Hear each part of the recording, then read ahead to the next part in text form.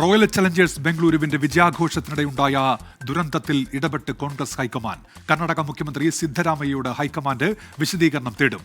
നാളെ സിദ്ധരാമയ്യ ഹൈക്കമാൻഡുമായി കൂടിക്കാഴ്ച നടത്തും. ആർ അച്യുതൻ വിവരങ്ങളുമായി ഇപ്പോൾ ഡൽഹിയിൽ നിന്ന് ചേരുന്നുണ്ട്. അച്യുതൻ, എന്തൊക്കെയാണ് വിവരങ്ങൾ?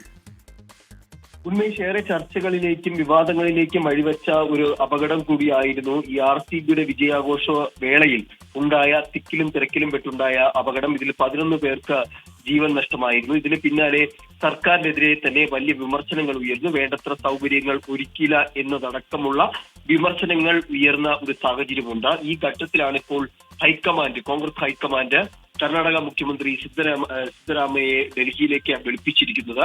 നാളെ സിദ്ധരാമയ്യ ഡൽഹിയിലെത്തി കോൺഗ്രസ് ഹൈക്കമാൻഡുമായി കൂടിക്കാഴ്ച നടത്തും.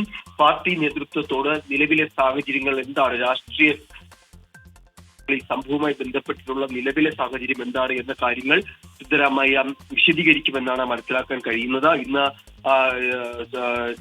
DK ശിവകുമാർ ഡൽഹിയിൽ ഉണ്ടായിരുന്നു. എന്തായാലും തൊട്ടു പിന്നാലെ ഇപ്പോൾ മുഖ്യമന്ത്രി സിദ്ധരാമയ്യ കൂടി ഡൽഹിയിലേക്ക് വരികയാണ്. ശരി അച്യുതൻ, ഏതായാലും ഹൈക്കമാൻഡ് ഈ വിഷയത്തിൽ ഇടപെടുന്നു എന്നതാണ്.